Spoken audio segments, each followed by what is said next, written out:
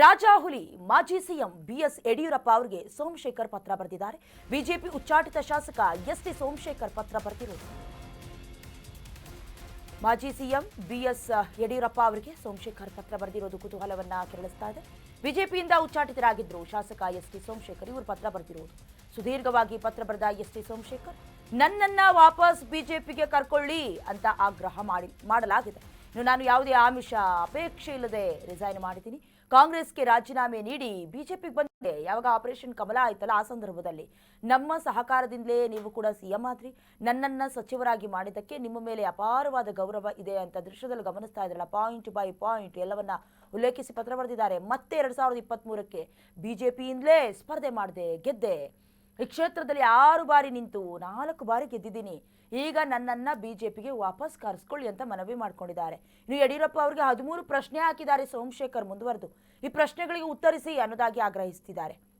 ಇನ್ನು ಯಾವ್ಯಾವ ಪ್ರಶ್ನೆ ಹಾಕಿದ್ದಾರೆ ಅನ್ನೋದನ್ನ ನೋಡೋದಾದ್ರೆ, ಯಾವುದೇ ವ್ಯಕ್ತಿ ಬಿಜೆಪಿಗೆ ಬರಬೇಕು ಅಂದ್ರೆ ಬೂಟ್ ನೆಕ್ಕೆ ಬರಬೇಕಾ, ಬಕೆಟ್ ಹಿಡಿದು ಬರಬೇಕಾ ಅನ್ನೋ ರೀತಿಯಲ್ಲಿ ಪ್ರಶ್ನೆ ಮಾಡಿದ್ದಾರೆ.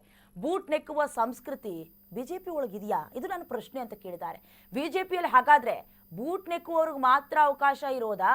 ನಾನು ಯಾರ ಬೂಟನ್ನು ನೆಕ್ಕಿಲ್ಲ ಅನ್ನುವ ಕಾರಣಕ್ಕೆ ನನ್ನನ್ನ ಉಚ್ಚಾಟನೆ ಮಾಡಿಬಿಟ್ರ, ಅಮಾನತು ಮಾಡಲಾಯ್ತಾ ಅಂತ ಪ್ರಶ್ನೆ ಮಾಡಿದ್ದಾರೆ.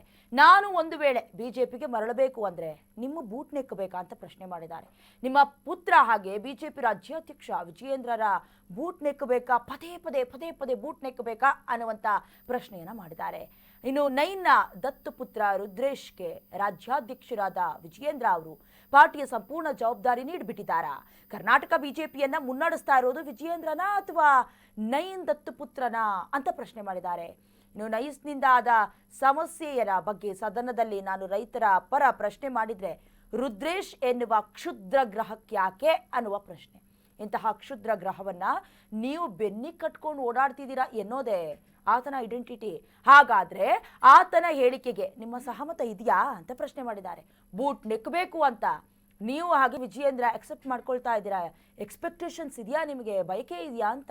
ಕರ್ನಾಟಕದ ಯಾವುದೇ ವ್ಯಕ್ತಿ ಬಿಜೆಪಿಯಲ್ಲಿ ಬೆಳಿಬೇಕು ಅಂದ್ರೆ ಯಾರು ಬೂಟ್ ನೆಕ್ಕಬೇಕು, ಇದು ಪ್ರಶ್ನೆ. ಇನ್ನು ಇದೇ ವಿಚಾರಕ್ಕೆ ಸಂಬಂಧಪಟ್ಟಂತೆ ಇನ್ನಷ್ಟು ಡೀಟೇಲ್ಸ್ ಅನ್ನ ಕೊಡ್ತಾ ಹೋಗ್ತಾರೆ ನಮ್ಮ ಪ್ರತಿನಿಧಿ ಕಿರಣ್ ಕಾನ್ಮನೆ ದೂರವಾಣಿ ಸಂಪರ್ಕದ ಮೂಲಕ. ಕಿರಣ್, ಈಗಾಗಲೇ ನಾವು ಗಮನಿಸ್ತಾ ಇದ್ದೀವಿ, ಈ ಹಿಂದೆ ಕೂಡ ಉಚ್ಚಾಟನೆಗೆ ಒಳಗಾಗಿದ್ದಂತ ಶಾಸಕ ಬಹಳಷ್ಟು ಬಾರಿ ಬೂಟ್ ನೆಕ್ಕಬೇಕಾ ಅಂತ ಪ್ರಶ್ನೆ ಮಾಡಿದ್ದಾರೆ. ಏನಾಗ್ತಿದೆ ರಾಜಕೀಯ ವಲಯದಲ್ಲಿ? ಪತ್ರ ತಲುಪಿದ್ಯಾ? ಯಾವ್ದಾದ್ರು ಉತ್ತರ ಬಂದಿದ್ಯಾ? ಯಾವ ರೀತಿ ಇದೆ ಅವರ ಪ್ರತಿಕ್ರಿಯೆ ಕಿರಣ್? ಎಸ್, ಹೌದು. ಏನು ಬಿಜೆಪಿಯಿಂದ ಉಚ್ಚಾಟನೆ ಆಗಿರ್ತಕ್ಕಂಥ ಶಾಸಕ ಎಸ್ಟಿ ಸೋಮಶೇಖರ್ ಅವರು ಒಂದು ರೀತಿಯಲ್ಲಿ ರುದ್ರೇಶ್ ವಿರುದ್ಧ ಕಿಡಿಕಾರುತ್ತಾ ಮತ್ತೆ ಯಡಿಯೂರಪ್ಪನವರ ಪರವಾಗಿ ಮಾತಾಡ್ತಾ ಎಲ್ಲೋ ಒಂದು ಕಡೆ ಯಡಿಯೂರಪ್ಪನವ್ರನ್ನ ವಿರುದ್ಧವಾಗಿ ಮಾತಾಡಿದಿರ ಅಂತ ಒಂದು ಪತ್ರವನ್ನ ಬರೆದಿರ್ತಕ್ಕಂಥದ್ದು. ಆ ಪತ್ರದಲ್ಲಿ ಸುಮಾರು ವಿಚಾರಗಳನ್ನ ಉಲ್ಲೇಖವನ್ನ ಮಾಡಿರ್ತಕ್ಕಂಥದ್ದು. ಅದೇ ಯಶವಂತಪುರದ ಯಡಿಯೂರಪ್ಪನವರ ಆಪ್ತರಾಗಿರ್ತಕ್ಕಂಥ ರುದ್ರೇಶ್ ಅವರ ವಿರುದ್ಧವಾಗಿ ಈ ಪತ್ರದಲ್ಲಿ ಉಲ್ಲೇಖವನ್ನ ಮಾಡಿರ್ತಕ್ಕಂಥದ್ದು. ಎಲ್ಲೋ ಒಂದು ಕಡೆ ಎಸ್ಟಿ ಸೋಮಶೇಖರ್ ಅವರು ತಮ್ಮನ್ನ ಪಕ್ಷದಿಂದ ಉಚ್ಚಾಟನೆ ಮಾಡಿರೋ ವಿಚಾರವಾಗಿ ಎಲ್ಲೋ ಒಂದಿಷ್ಟು ಅಸಮಾಧಾನವನ್ನು ಸಹ ಹೊರಹಾಕಿರ್ತಕ್ಕಂಥದ್ದು. ಅಂದ್ರೆ ಈ ಹಿಂದೆ ಬಿಜೆಪಿ ಸರ್ಕಾರ ಬರುವಂತ ಸಂದರ್ಭದಲ್ಲಿ ಎಸ್ಟಿ ಸೋಮಶೇಖರ್ ಅವರ ಯಡಿಯೂರಪ್ಪನವರು ಸಿಎಂ ಆಗುವಲ್ಲಿ ಎಸ್ಟಿ ಸೋಮಶೇಖರ್ ಅವರ ಪಾತ್ರ ಬಹುದೊಡ್ಡದು ಇರ್ತಕ್ಕಂಥದ್ದು. ಯಾಕಂತ ಹೇಳಿದ್ರೆ ರೆಸಾರ್ಟ್ ರಾಜಕೀಯ ನಡೆದಂತ ಸಂದರ್ಭದಲ್ಲಿ ಯಡಿಯೂರಪ್ಪನವರ ಪಕ್ಷಕ್ಕೆ ಸೇರ್ಪಡೆಯಾಗಿ ಒಂದು ರೀತಿ ಬಲ ತುಂಬುವಂತ ಕೆಲಸವನ್ನ ಮಾಡಿದ್ರು. ಆದ್ರೆ ಇಂದಿನ ರಾಜ್ಯಸಭಾ ಚುನಾವಣೆಯ ಸಂದರ್ಭದಲ್ಲಿ ಏನು ಎಸ್ಟಿ ಸೋಮಶೇಖರ್ ಅವರು ಅಡ್ಡ ಮತದಾನವನ್ನ ಮಾಡಿದ್ದಾರೆ ಅನ್ನುವಂತಹ ನಿಟ್ಟಿನಲ್ಲಿ ಅದರ ಜೊತೆಗೆ ಎಲ್ಲೋ ಒಂದು ಕಡೆ ಪಕ್ಷದ ನಿಯಮಾವಳಿಗೆ ವಿರುದ್ಧವಾಗಿ ಪಕ್ಷದ ವಿರುದ್ಧವಾಗಿ ಚಟುವಟಿಕೆಗಳನ್ನ ನಡೆಸ್ತಾ ಇದ್ದಾರೆ ಅನ್ನೋ ಹಿನ್ನೆಲೆಯಲ್ಲಿ ಅವರನ್ನ ಪಕ್ಷದಿಂದ ಉಚ್ಚಾಟನೆಯನ್ನು ಮಾಡಲಾಗಿತ್ತು. ಅದಾದ ಬಳಿಕವಾಗಿ ಎಲ್ಲೋ ಒಂದು ಕಡೆ ಎಸ್ಟಿ ಸೋಮಶೇಖರ್ ಅವರು ಮೌನವನ್ನು ವಹಿಸಿದ್ರು.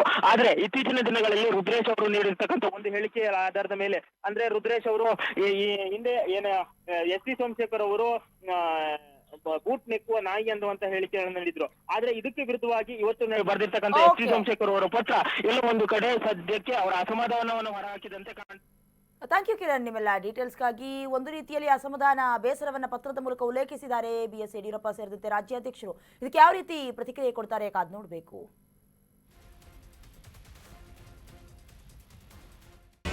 ಕರ್ನಾಟಕ ನ್ಯೂಸ್ ಬೀಟ್ ಫಾಲೋ ಮಾಡಿ, ಸಬ್ಸ್ಕ್ರೈಬ್ ಮಾಡಿ.